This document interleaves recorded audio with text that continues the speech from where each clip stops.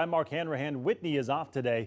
Well, the cloud cover saved our area from hitting triple digits today, but the heat quickly becoming the least of our concerns as thunderstorms and elevated fire danger come into focus now. Let's get straight outside to meteorologist Jeremy Legoo for what we need to know about these thunderstorms. Jeremy? Mark, I was fooled by the cloud cover. I'm not going to lie. I'm standing out here in a coat going, it's the worst idea I've ever had. We sit in the 90s here across much of the inland Northwest, and for that reason, heat advisories continue. Lewiston, Pomeroy, down in the Lewis and Clark Valley, you're looking at those excessive heat warnings still lasting until 11 p.m. tonight because your temperatures are up in the triple digits. You're close to it, though, out in central Washington, Moses Lake at 99, Ritzville 98 currently, and all of this heat adds energy to the atmosphere. So as we get a push of moisture from the south, keep in mind this is that monsoonal moisture we talked about yesterday.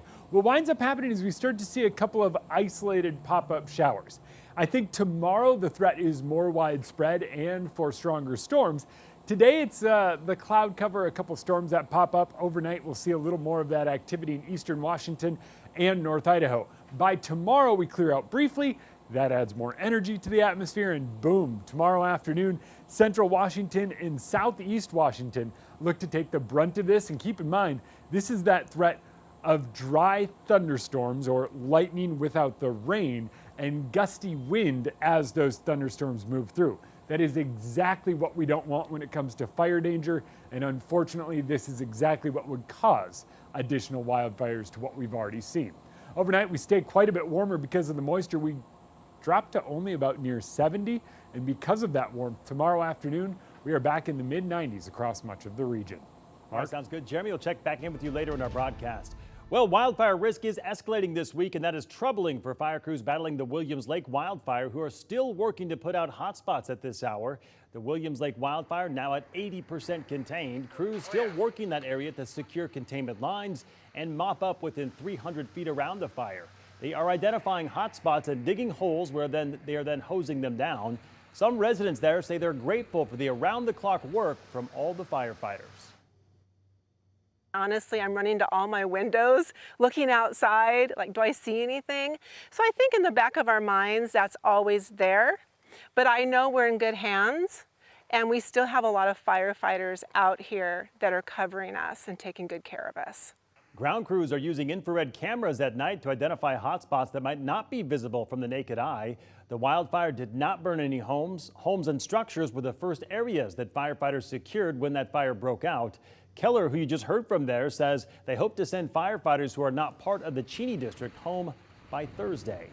Meanwhile, firefighters on the scene right now of a 30-acre wildfire burning near the Lion Creek drainage at Priest Lake. It's being called the Lion Roar Fire. The Idaho Department of Land says they have 4 fire engines on scene with a 20-person crew and multiple helicopters. Currently, there are no evacuation orders in place. For updates, you can also visit our website, which is KREM.com. New at 4 tonight, a Washington State University police officer under investigation following allegations that he engaged in sexual activities while on duty. Now 3 high-ranking members of the department are leaving their jobs. KREM 2's Amanda Rowley explains why on this developing story from Pullman tonight. 2 years ago, WSU Police Command staff learned one of its officers engaged in sexual activities while on duty. That command staff conducted an internal investigation instead of reporting this to the university. Now that they face possible termination, the chief, assistant chief, and captain all plan to retire. Washington State University says a WSU police officer reported the allegations to command staff from a third-party source. They claimed Sergeant Matt Kurt engaged in non-consensual sexual activity. The reporting officer later clarified it was consensual, but it happened while the officer was on duty. WSU spokesperson Phil Weiler says the inappropriate activity allegedly happened in the presidential suite at Martin Stadium and at the WSU Observatory. It does look like there were multiple individuals he was involved in. Some of them were employees at the time or currently employees. To the best of his knowledge, none of the people involved were underage or a student at the time.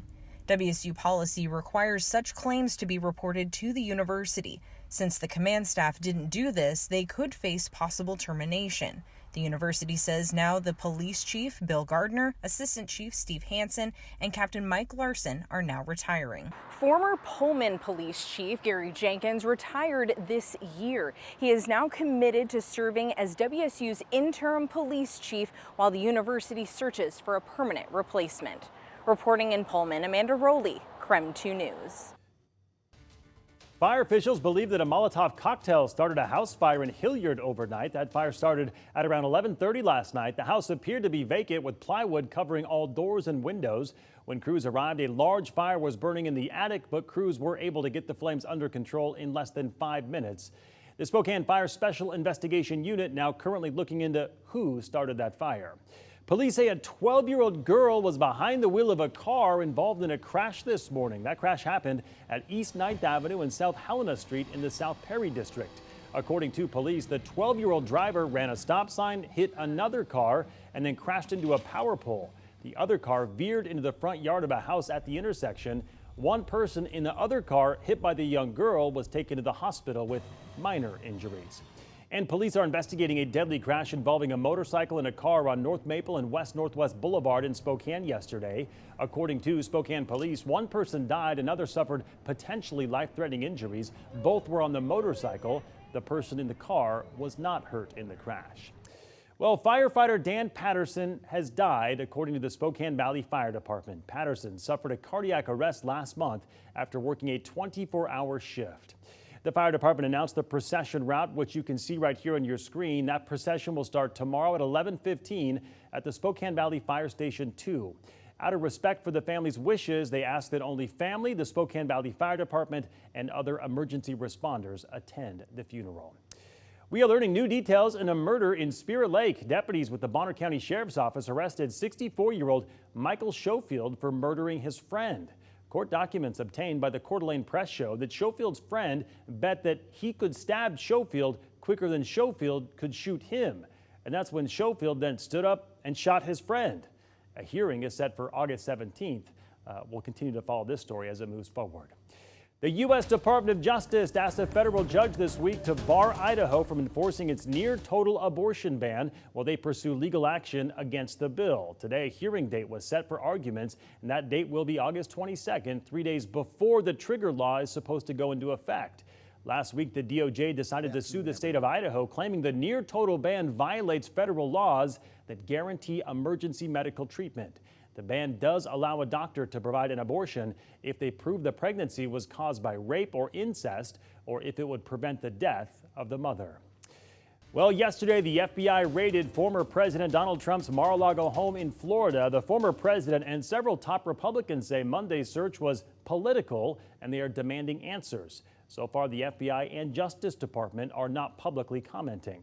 Skylar Henry has more from Washington tonight.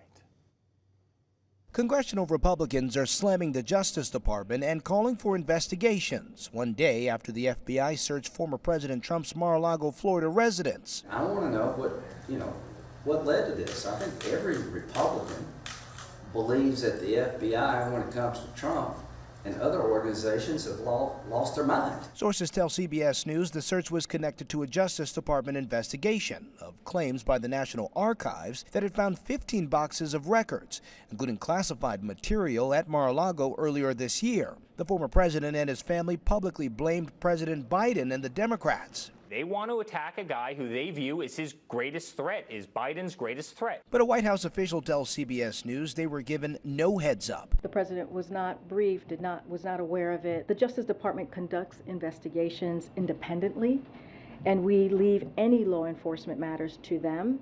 Executing a search warrant on a former president's home has never been done before, and given the political nature of this search, approval likely came from the very top of the FBI and the Department of Justice. For them to do this, the Department of Justice, the FBI, every I was dotted, every T was crossed. Under the Presidential Records Act, documents received and sent by the president are required to be preserved. Since the search, protesters for and against the former president have gathered outside of Trump-owned properties in multiple states. Skylar Henry, CBS News, Washington. The Department of Commerce has a plan to move people out of the homeless camp near I-90 in Freya. The next steps for that growing community living on the property.